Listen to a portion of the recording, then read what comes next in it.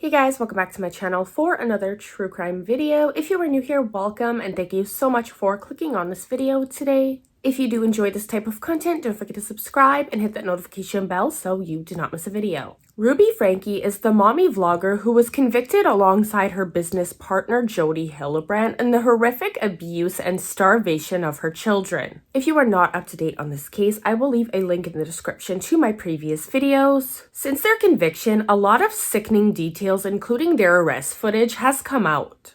One of the children had escaped and ran to a neighbor's for help where he was extremely emaciated and also covered in duct tape.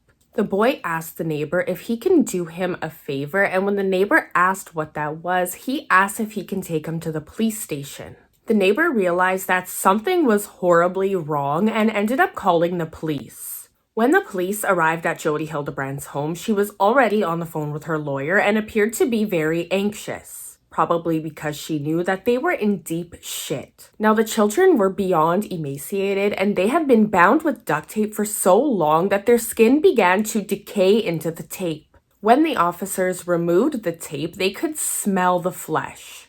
I absolutely love the way the investigators took over the home and didn't even acknowledge Jodi. Like, you are beneath dirt. They found the second child, which was a little girl, locked inside of a bathroom closet bound with duct tape. They initially believed that she was a boy because her hair had been shaved off. The girl was extremely afraid and asked for a pizza. It took 6 hours to get her to come out. Meanwhile, Ruby had arrived, acting like a piece of shit. She refused to talk to the officers and immediately lawyered up. The two children were then taken to a hospital due to the severity of their condition. Now, investigators found disturbing journal entries from Ruby, not only detailing the abuse, but pretty much gloating about it. The children were deprived of food and water, and the pictures of their condition are far too graphic for me to show on this channel. Ruby wrote about the children having bathroom accidents, which in my opinion is because they were being abused. She wrote about forcing them to weed barefoot in order to increase the discomfort.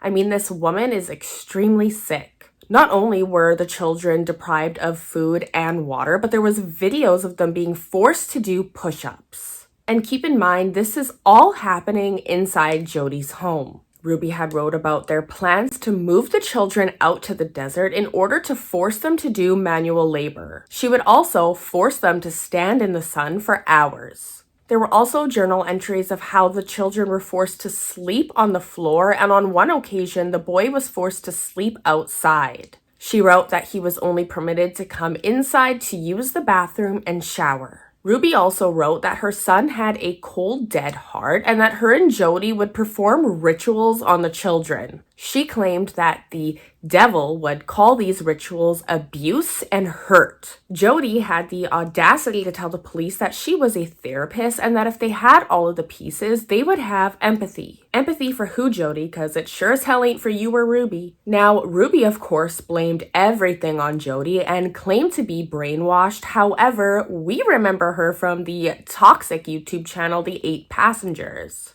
People don't forget, Ruby, this has been going on for way longer than Jodi. It just got a hell of a lot worse. You know, like how you used to punish your children by not allowing them to have food. When Ruby's estranged husband, Kevin, was being questioned by police, he seemed way more concerned about Ruby than about his own children. And do you guys remember when he freaked out and wanted to charge their adult daughter, Sherry, for taking items from the home? Well, some of those items included journals.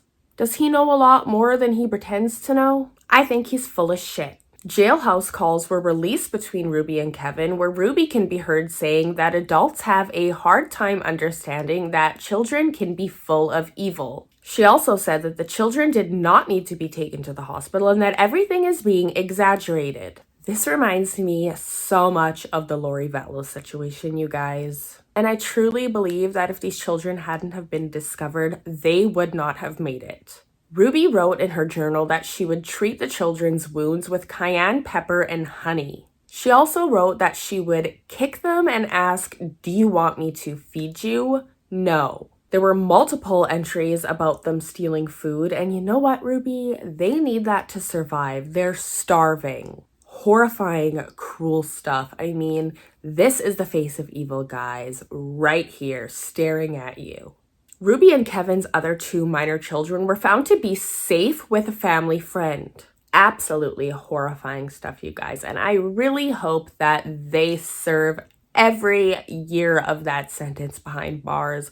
No parole. I have a hard time understanding how people can be this evil. But as always, I want to hear all of your thoughts and opinions down in the comments below. What do you guys think of this case? You guys know I always love to hear everything you have to say, and thank you guys so much for clicking on this video today. Again, if you are new here and you do enjoy this type of content, don't forget to subscribe and hit that notification bell so you don't miss videos just like this one. I hope you guys take care of yourselves, and we'll see you guys in my next video.